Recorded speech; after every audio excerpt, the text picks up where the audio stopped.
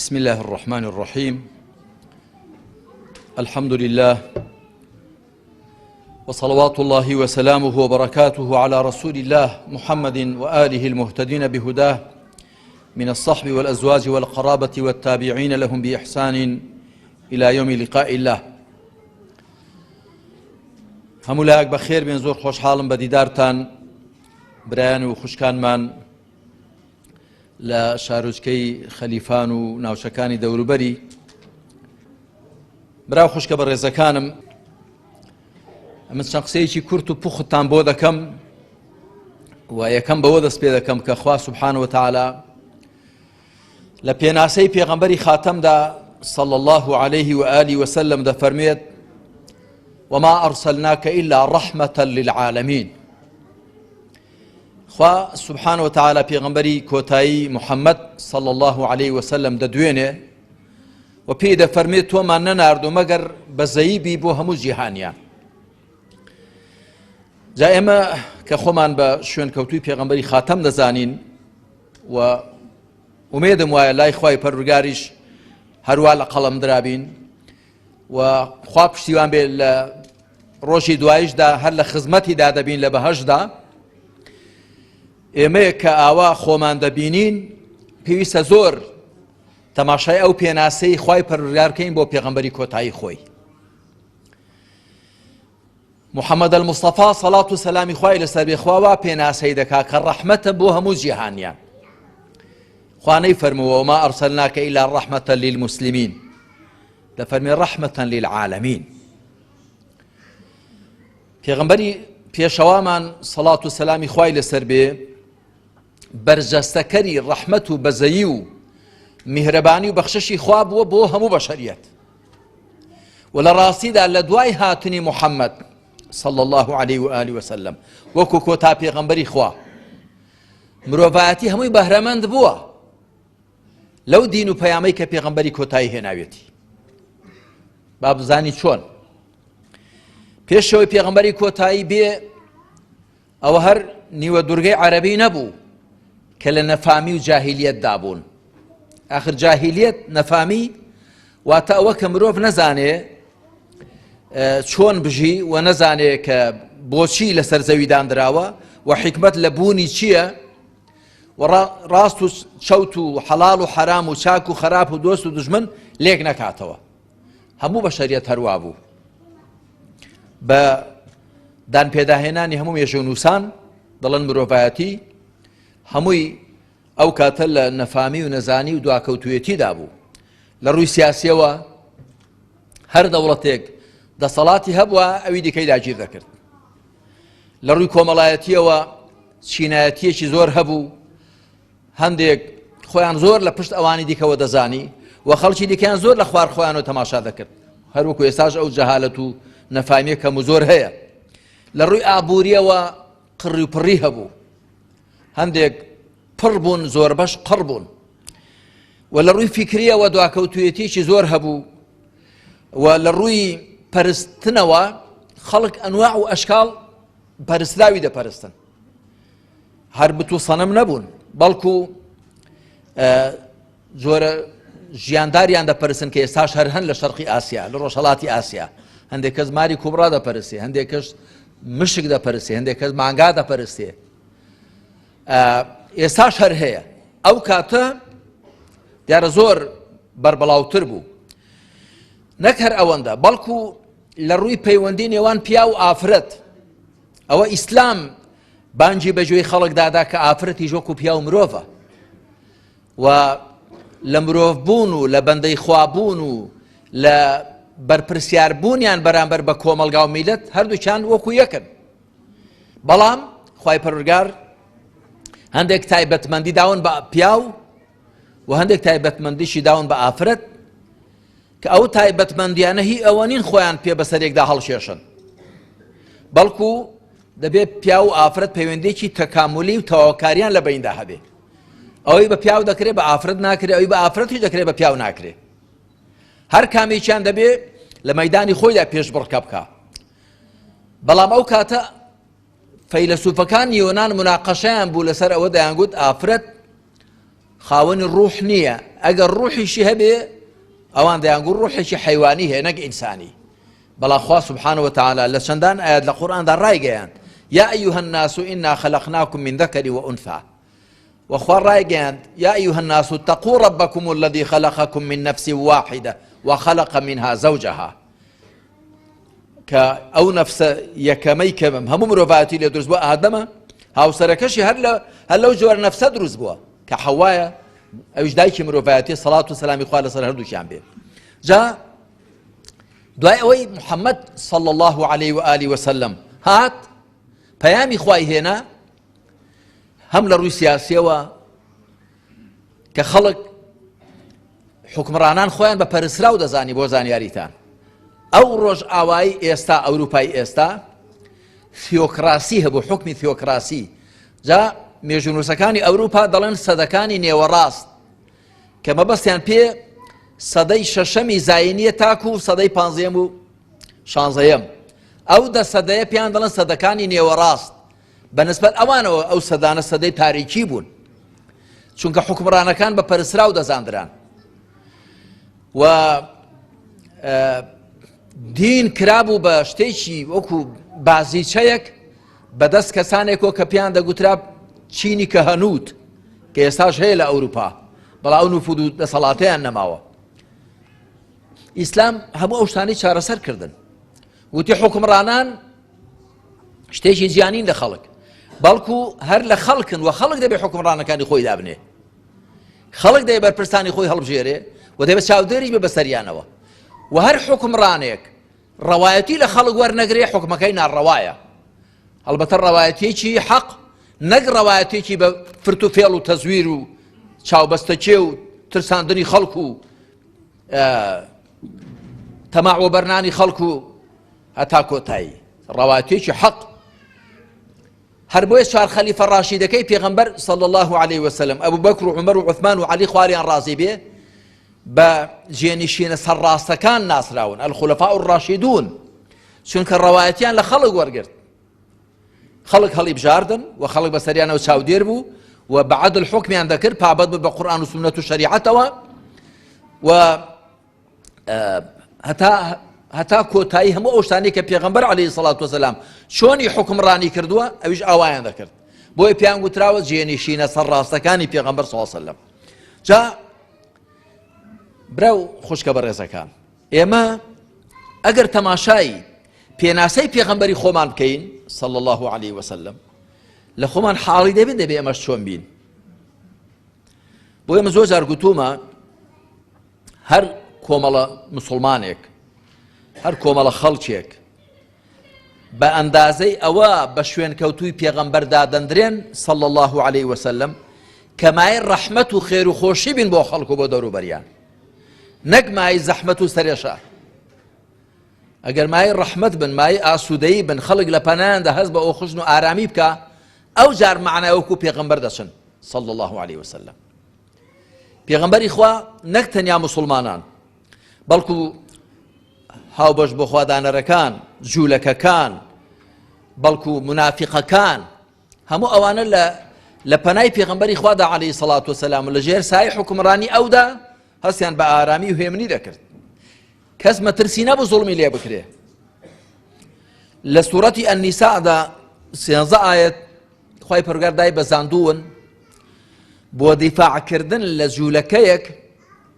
کە بە ناحەق تۆمەتبار کرابوو ئەویش ئەوە بوو کە کابرایەک بە ناوی توعمەت و ئیبنی ئوبەیرق کە کابرایەکی مسلمان بوو بەڕواڵەت بەڵام لە ڕاستیدا منافق بوو دزیەک دەکا لە ماڵی مسلمانێک دزیەکە بریتێ دەبێت لە زرەیەک زریان وەختی خۆی لەبەر کردووە بۆی شیری تورکاریان تێنەکا ئەو زرێ لە جەواڵە ئاردێکدا بووە کابرای منافق جەواڵە ئاردەکە بە کۆڵەدادا دەیبا و زرێکەشی تێدایە نازانێ بنی جەواڵەکە کون بووە ئارد ڕێژکەی بەستووە شەو بووە تەبعاً هەتا ئەو جەواڵە ئاردە دەباتە ماڵی جوولەکەیەک دای دەنێ دەڵێ ئەوە ئەمانەتی منە بالای تۆ بێت کەسیشی لێ نییە کابرای جوولەکە بیکا بە شایەت کە ئەو کابرا ئەو جەواڵەی هێناوە بۆ بەیانی ماڵەکە کە ئەو دزیان لێکراوە زرێکیان دزراوە لە جەواڵە ئاردێکدایە بە شوێن بەڕێچێ ئاردیدا دەچن دەچێتە ماڵی ژوورەکە دەڵێ ئەو ئاردەی ئێمە تۆ دزیوتە و زرێکەشی تێدایە ئەوش دەڵێ نەخێر من نەمدزیوە ئەی دەڵێن دەست دەناسیەوە نی هاتۆتە ماڵی تۆ دەڵێ ئاخر من نەمهێناوە ئەوە فڵان کەس هێنای بۆ ماڵی ئێمە شەوتی ئەمانەتی منە با لێرە بێت ئێ دەڵێن بەڵگەت چی وەڵات دەڵێ هیچ بەڵگەم نییە شەو بوو درەنگ بوو دەڵێن نەخێر هەر تۆ دزیەکەت کردووە دەچن بۆ لای پێغەمبەر صلى الله عليه وآله وسلم پێغەمبەری خوا خۆ غەیبی نەزانیوە ئەوەی کە خوا پێی ڕانەگەیاند بێ نەیزانیوە حکمی بەظاهیر کردووە بە ڕواڵەت هەڵبەتە پێغەمبەری خوا عليه الصلاة والسلام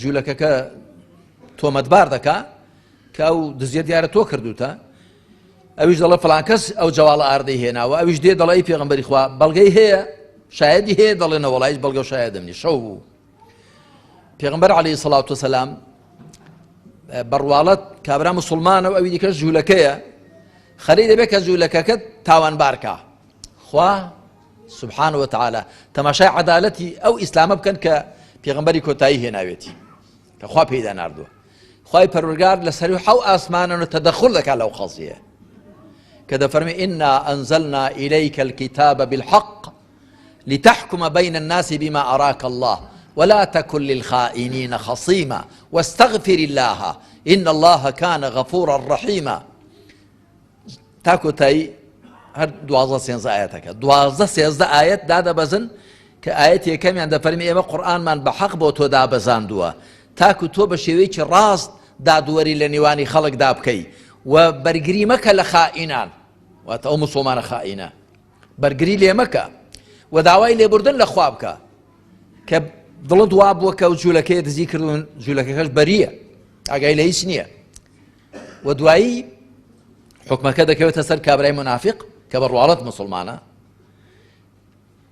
خەری دەبن سزای بدەن ڕادەکا مەدینە بەجێ دەڵێ دەچێت بۆ مەکە و کاتە مەکە بەدەست مشریکەکانەوە بووە لەوێش دزی دەکا دیواری ماڵێکی دەبڕێ دیوارەکەی بەسەردا دەڕوخێ و دەمرێ جا تەماشا بکەن برا خۆشکەکانم لە دینی خوای پەروەردگاردا لە دینی خوای حەقدا جوولەکە و موسڵمان چاک و خراپ لە بەرامبەر حکمی شەرعدا وەکو یەکن نابێت لەبەرەوەی کە فڵان کەس موسڵمانە بەلای داداشتێنین ئەوی دیکە لەبەرەوەی جوولەکەیە نەخێر غەدری لێ بکەین نە شتیوان نییە ئەوە تەنیا لە ئیسلام داوایە ها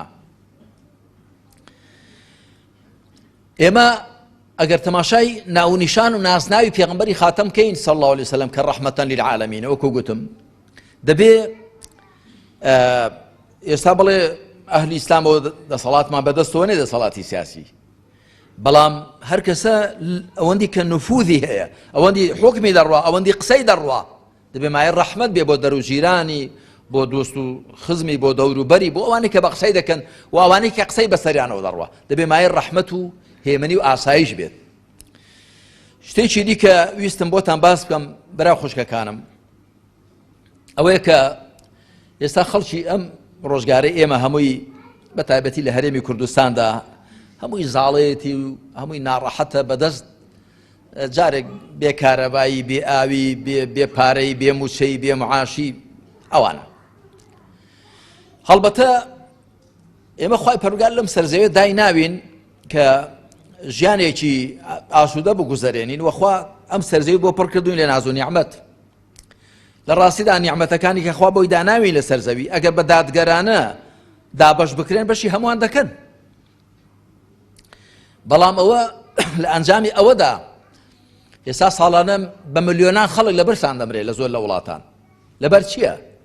لەبەرەوە کە واریداتی دنیا هەمووی لە سایەی ئەو حکمی لیبرالیزم و گلۆبالیزیشن عەولەمە و ئەوانە سیستەمی کاپیتالیزم زۆربەی واریداتی دنیا لە دەستی کەمینەیەکدا قەتیس بووە و بۆیە زۆربەی خەڵکی تووشی ناڕەحەتی دەبێت وەکو زانایەک دەڵێ لە هەر شوێنێک شای بەرزت بینین شیوی زۆر قوڵیش دەبینی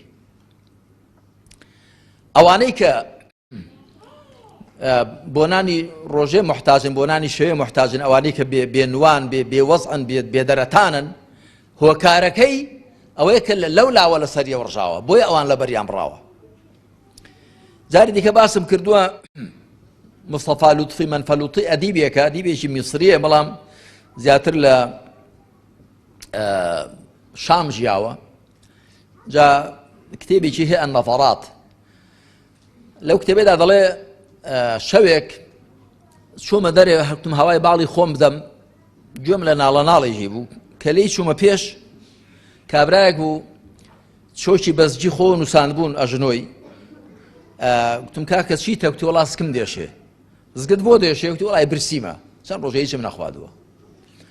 دەڵێ ئەوەندی کە بۆم کرا هاوکاریەکەم کرد و دوایی لەو دوور کەوتمەوە لە گەڕەکێکی دیسان گوێم لە ناڵەناڵی کەسێکی دیکە بوو. لێی چوومە پێشێ، گوتم کاکە چییە؟ گوتی وەڵا زگم دێشێ. ئەتۆ زگت بۆ دێشێ؟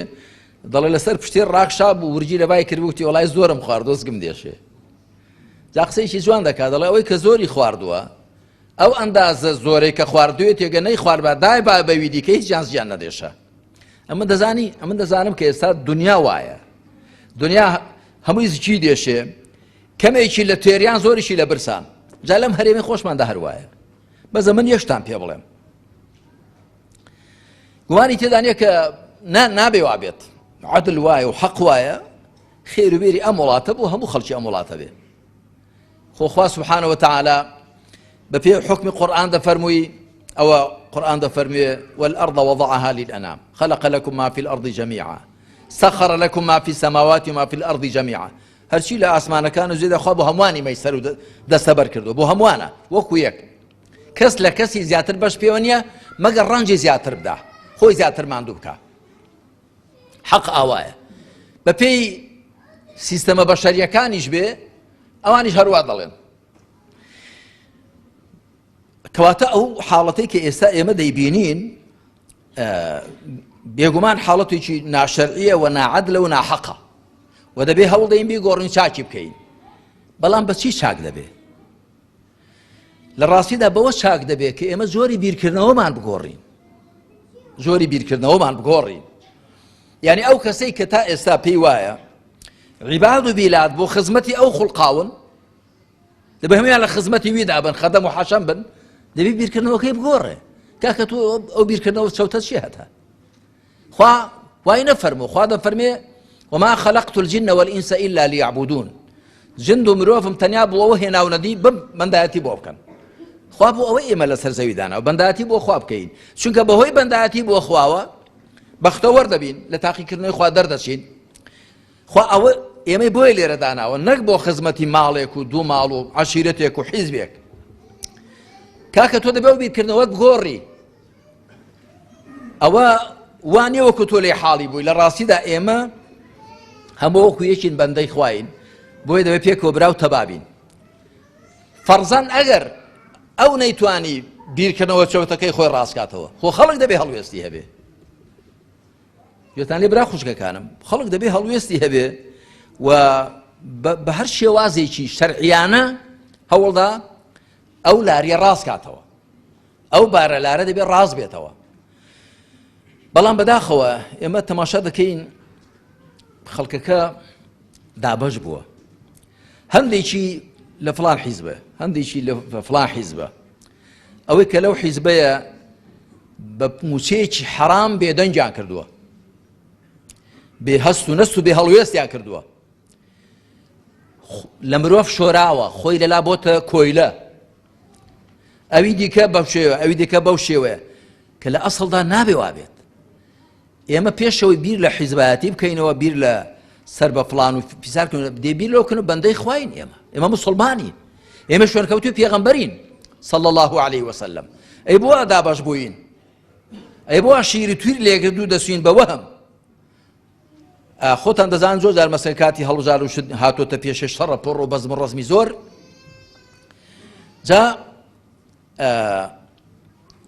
ئێمە حەقیقەت دەبێ لە ناخەوە خۆمان بگۆڕین. خوای پەروەردگار شێوازی گۆڕانکاری لە کۆمەڵگادا ئاوا پێشانی داوین، دەفەرمێ ئین الله لا یغەیر ما بقوم حتى یغەیروا ما بأنفسهم. خوا واقعی هیچ کۆمەلگایەک ناگۆڕێ، واقعی سیاسیان، ئابووریان، کۆمەڵایەتیان، تاکو ئەوان دڵ و دەروری خۆیان نەگۆڕن، بیرکردنەوەی خۆیان نەگۆڕن. دەبێت لە ناخەوە گۆڕانکاریەکە بکرێ. خاڵێکی دیکە ویستم بۆتان باسکەمەوەیە ئەم کۆمەلگای ئێمە ئەگەر تەماشای مێژووی میلەتەکەی خۆمان بکەین لە سەدەکانی ڕابردووشدا میلەتی کورد بە میلەتێکی بە ئەخلاق و ڕەوش جوان و ئاکارپەسەند ناسراوە.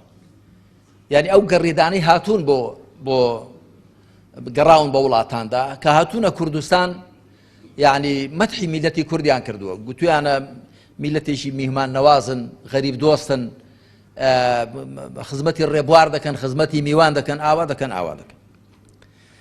هەروەها زۆر ڕەوشتی دیکەی جوانمان هەبوون کە هەموو ڕەوشتەکانی کە لە نێو عەشیرەتاندا هەبوون، ئەمە زۆر جار گوتومە عەشیرەت و شەریعەت پیتەکان بەقەد یەکن. عەشیرەت هەر شتێکی باشی هەبوو لە شەریعەتی وەرگرتووە. ئێستا بەداخەوە ئێرە ناڵێم، ئێرە وەکو خەلیفان و دەوروبەری الحەمدوللا وا پێدەچێت سەلامەتتر بن، بەڵام لە شارە خەڵەباڵغەکان زەمزەمەیەکی خراپ دەستی پێ کردووە. ئەویش ئەوەیە کە دەیانەوێ ئافرەتانمان حاشای خوشکانی بەڕێز وەکو مەیمون لێ بکەن، لاسای خەڵکی بێگانە بکەنەوە، بەبێ ئەوەی لە فەلسەفەی ژیان و لە شێوەی ئەوان حاڵی بن. کە من چوون بە وڵاتانی ڕۆژ ئاواش لەوێش ئەوەی کە هەندێک لە ئافرەتانی ئێمە دەیانەوێ فێریان بکرێ و ویان لێ بکەن، لەوێش وان نییە بۆ زانیاریتان. ئەگەر ناخۆگەر وابێ و ئەوروپا و ئەمریکا و ڕۆژ ئاوا و وڵاتانەی بەچی چۆن بەڕێوە دەچن. من ئافرەت و پیاو دەبینم بۆ یان چۆن بۆ ئەڵمانیا، بۆ بەریتانیا، بۆ فەڕەنسا، بۆ هۆڵندا، بۆ وڵاتانە لە بەیانیەوە دەردەچێ وەک پەلیک، دەچینیشی خۆیان دەکەن، ئێوارە دەگەڕێنەوە. ئیلا ئەو کاتانی کە ڕۆژی پشودانیانە لە هەفتەدا شەممە و یەکشەممە، ئەگەر ڕۆژەکانی کە ئیش دەکەن. ئەوە نییە کە هەر خەریکی خۆیان بن و هەر لەبەر ئاوێنە بن، وەکو مەسەریان ئەو هێندێک ئافرەتانی ئێمان والێ کردووە داڵغە بە لوتی خوان و بەدەم چای خوانەوە لێ بدەن، وان نییە. وەگەر وا بێ وڵاتانە چۆن بەڕێوە دەچن؟ هەی چی ئیش دەکا؟ ژن و پیاویان ئیش دەکەن. حەقیقەت ئەو کارکردنە لەسەر ئافرەتانمان بەتایبەت و لەسەر گەنجەکانمان بەگشتی بە کوڕ و کچەوە کە لە ئیمان و لە ئەخلاق خاڵیان بکەنەوە، ئەوانە بە هەر ئامانجێک ئەوە بکەن، بەڵام سەرنجام میلەتەکە لە بین دەچێت. حافظ إبراهيم شاعرێکی گەورەی میسری دەڵێ وإنما الأمم الأخلاق فإن هم ذهبت أخلاقهم ذهبوا وإنما الأمم الأخلاق ما بقيت فإن هم ذهبت أخلاقهم ذهبوا. دەڵێ کۆمەلگاکان بریتین لە ئەخلاق، هەتا بمێنن ئەخلاقیان بمێنێ ماون، ئەگەر ئەخلاقیان نەماوەنیش نامێنن. یعنی بەڕاستی دەبێ هەموو لایەک زۆر وریابین کە ئێمە بەو ئەخلاق و ڕەوشت و ئەدەبە جوانانەی کە لە قورئان و سونەتەوە لە شەریعەتەوە وەرمانگرتن بەوەوە ئێمە هەین.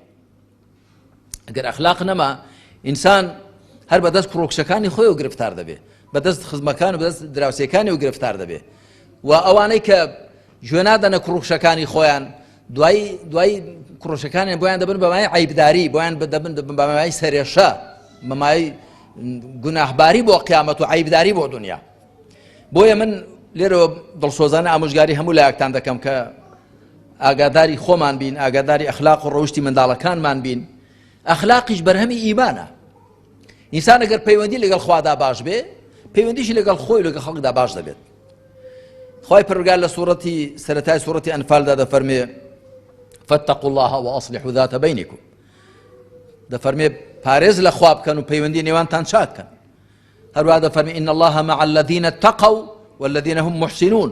خوا لەگەڵ ئەوانەدا کە ئەهلی تەقوان پارێز لە خوا دەکەن و چاکەکارن. ئەگەر ئینسان بۆ خوا سوڵحاو بوو لەگەڵ خەڵکیدا گونجاو و چاک دەبێت.